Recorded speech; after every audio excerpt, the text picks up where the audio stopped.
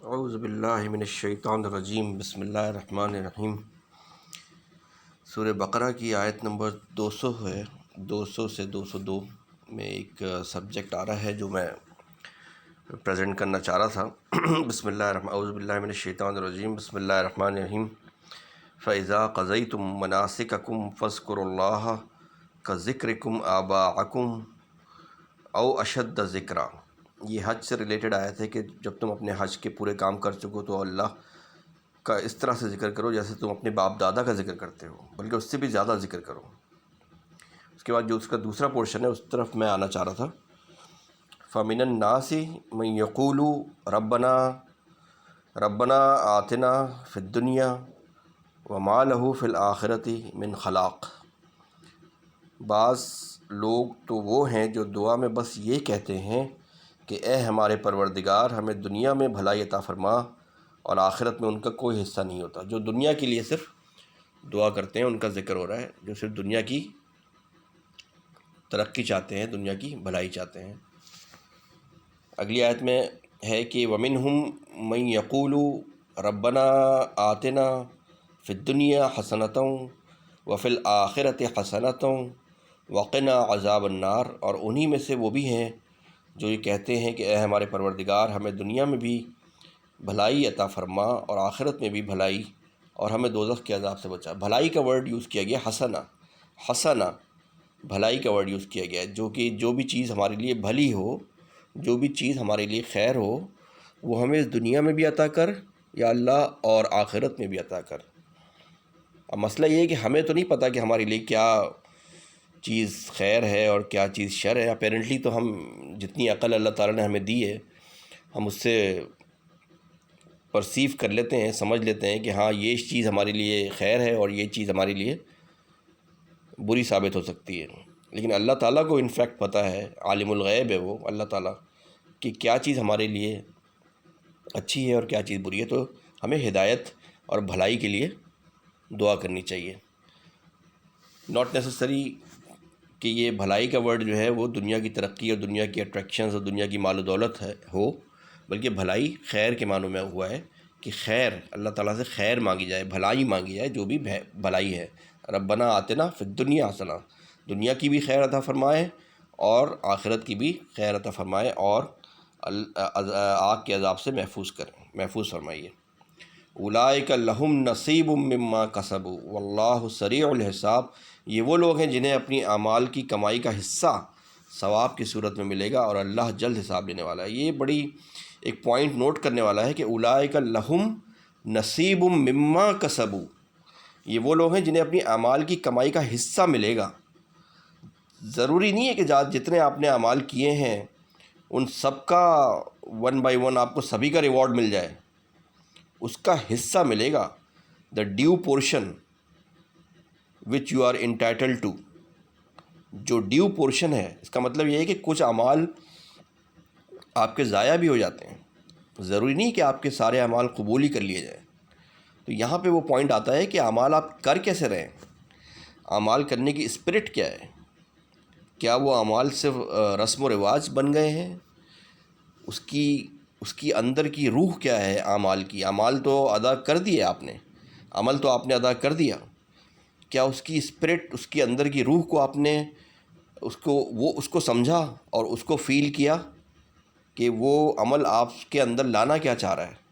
تقویٰ ہے، کیا چیز آپ کے اندر لانا چاہ رہا ہے؟ تو اس سے پتہ چلتا ہے کہ آپ کے ہر عمل کا ریوارڈ ضروری نہیں کہ ہر عمل جو آپ نے ادا کیا ہے وہ قبول بھی کر لیا جائے، اس کا ڈیو پورشن آپ کو ملے گا۔ اسی طرح ایک ریلیٹڈ آیت ہے سورہ آل عمران، آیت نمبر 145، وما کان لنفس ان تموت الا باذن اللہ کتابا معجلا۔ اور یہ کسی بھی شخص کے اختیار میں نہیں ہے کہ اسے اللہ کے حکم کے بغیر موت آ جائے۔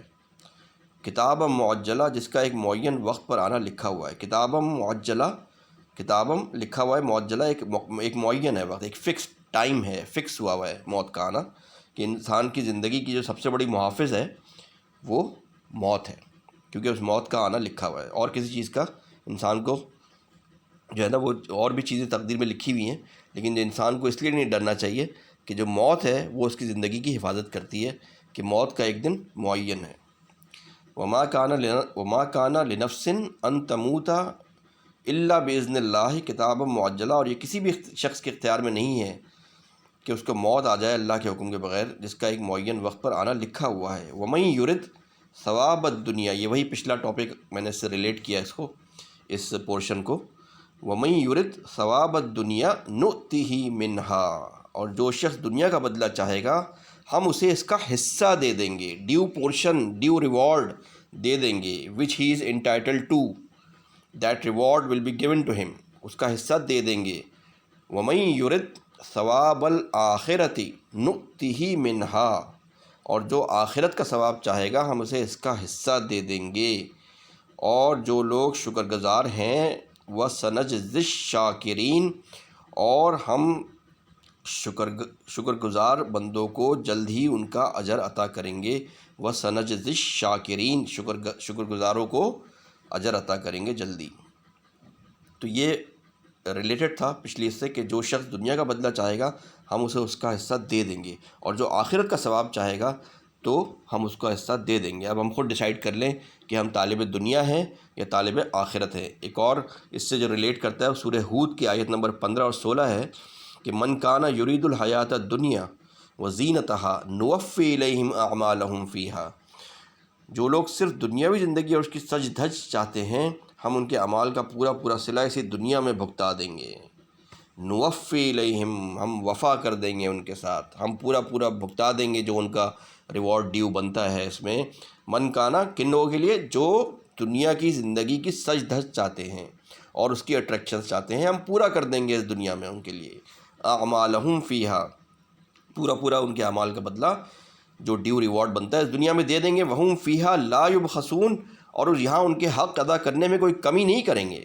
جو دنیا کا ریوارڈ جو لوگ چاہتے ہیں ہم ان کا پورا بدلہ اس دنیا میں ہی دے دیں گے۔ جو ہماری ایگزامپلس ہمارے سامنے ہیں، دنیا میں بہت سے لوگ جو بہت ٹاپ پہ بیٹھے ہوئے ہیں، وہ ایگزامپلس ہمارے سامنے ہیں کہ بہت کچھ اللہ تعالیٰ نے ان کو دنیا میں دیا ہوا ہے۔ اولئک الذین لیس لہم فی الآخرۃ الا النار، لیکن یہ وہ لوگ ہیں جن کے لیے آخرت میں دوزخ کے سوا کچھ نہیں ہے۔ کن لوگوں کے لیے؟ جو طالب دنیا ہیں، صرف جنہوں نے اپنی دنیا کو اپنا آبجیکٹو بنا لیا۔ یہ سورہ کہف کی آخری آیات میں بھی یہ سبجیکٹ آیا ہے، سورہ کہف کی آخری آیات میں یہ سبجیکٹ آیا ہے کہ آپ جتنے بھی نیک عمل کر لیں، رسم و رواج کے طور پہ ادا کر لیں یا مجبوری سمجھ کے اپنی ادا کر لیں کہ یار مسلمان ہیں اب تو یہ کرنا ہی پڑے گا، لیکن جب تک آپ دنیا کے طلبگار رہیں گے، جب تک آخرت آپ کا مطلوب نہیں ہوگا، اس اعمال کی، اس عمل کی جو رزلٹ ہے وہ یہ آیات بتا رہی ہیں، سورہ کہف کی آخری آیات، اور یہ آیات بتا رہی ہیں کہ اس صورت میں کیا ہو سکتا ہے۔ اولئک الذین لیس لہم فی الآخرۃ الا النار، یہ وہ لوگ ہیں جن کے لیے آخرت اور دوزخ میں کچھ نہیں ہے، اور جو کچھ کارگزاری انہوں نے کی تھی وہ آخرت میں بیکار ہو جائے گی۔ وحبط ما صنعوا فیہا، بیکار ہو جائے گی جو انہوں نے کیا تھا۔ وباطل ما کانوا یعملون، اور جو عمل وہ کر رہے تھے آخرت کے لحاظ سے کالعدم کر دیے جائیں گے، ڈسمس کر دیے جائیں گے، نلیفائڈ کر دیے جائیں گے، وائڈ کر دیے جائیں گے۔ جو عمل کر رہے تھے آخرت کے لیے، جو نیکیاں کر رہے تھے، وہ کالعدم کر دیے جائیں گے۔ کتنی خطرناک بات ہے ہم لوگوں کے لیے، جو مطلب جن لوگوں کے لیے جو یہ کام ایسا کر رہے ہیں، جن کے ہم لوگ ایسا نیکی کر لیتے ہیں جیسا کہ نیکی کر لیتے ہیں دنیا میں، لیکن ہمارا جو ہم یہ دیکھتے ہیں کہ یار یہ ہو جائے، دنیا میں یہ مل جائے، ہمیں یہ چیز ہو جائے، وہ چیز ہو جائے، تو ہم دعائیں بھی دنیا حاصل کرنے کے لیے کر رہے ہوتے ہیں۔ ہماری جو دعائیں ہیں میجورٹی، وہ بھی اگر آپ دیکھیں تو دنیا کے ریوارڈز اور دنیا کے فائدے حاصل کرنے کی طرف فوکسڈ ہوتی ہیں۔ اچھی نوکری مل جائے، اچھا گھر مل جائے، پیسے زیادہ مل جائیں، گاڑی مل جائے، دنیا کی طرف زیادہ فوکس ہے۔ تو کیا ہے یہ؟ ایویلیویٹ کریں نا ہم لوگ اپنے آپ کو۔ طالب دنیا کی طرف تو نہیں جا رہے ہم، صرف آخرت کی طرف ہمارا جو مطلوب ہے وہ آخرت ہونا چاہیے۔ جیسے میں نے اپنے پچھلے لیکچر میں بھی کہا تھا کہ we need to revise our priorities. رزق کمانے کا رزق کمائیں. رزق کمانا تو ایک ضرورت ہے. اللہ تعالیٰ رزق تو اللہ تعالیٰ کا فضل ہوتا ہے. پیسے کمانا بھی ایک ضرورت ہے. پیسے کے بغیر آدمی کی ضرورتیں اس دنیا میں پوری نہیں ہو سکتی.